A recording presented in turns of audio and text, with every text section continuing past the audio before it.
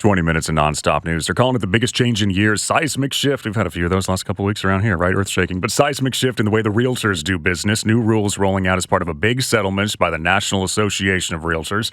What's this going to mean for you if you want to buy or you want to sell a house? Let's get into it with UC Irvine economics professor and director of the Center for Real Estate. It's Ed Coulson. Hi, Ed. Good morning. Good morning. So yeah, Thank you for having me. You're welcome. Thank you for joining us. If I'm in the market to buy or sell a home here in Southern California, what can I expect to be different when this rule takes effect on Saturday? I saw someone quoted who said, I expect a lot of confusion. Well, I think that person is correct. There's still a lot of uncertainty about how this will all play out. Previously, when you contracted with an agent to sell a house, there was certain provisions in that agreement. And in particular, the big change is coming with respect to the buyer's agent.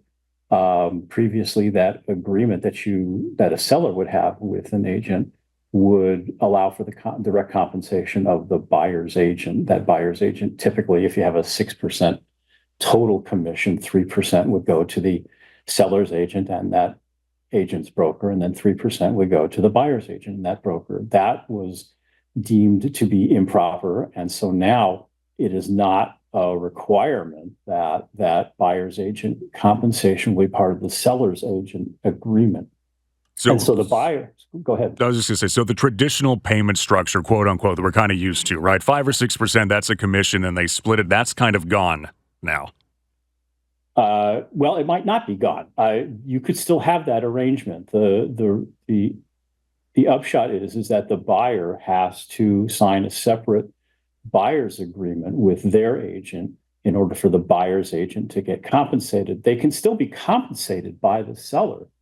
That can still be a viable agreement, but it doesn't have to be that way anymore. And certainly the buyer will have to sign a buyer's agreement with their agent. You know what? It does all sound very confusing. It's a choose your own adventure thing now. And there's also, you look at it from two different sides, right? Because the realtors are digging into this saying, well, I don't like this. I don't know how that's going to work. But what I want to know as a buyer or a seller, is it going to save me any money? Right. We don't know. I think one of the major upshots of this is that sellers and buyers are now aware that these things are more flexible than previously thought. I think it was always just assumed that there'd be this 5% surcharge to sellers to compensate both the buyer and seller's agents. What people are aware of now because of this settlement is that's more flexible than it used to be.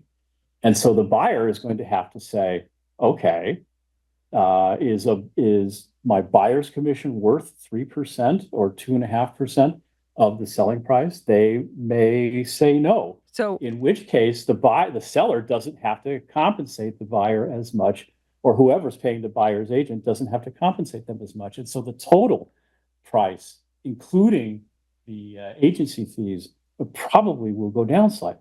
So I guess the phrase that pays in all of this is everything's negotiable more than ever.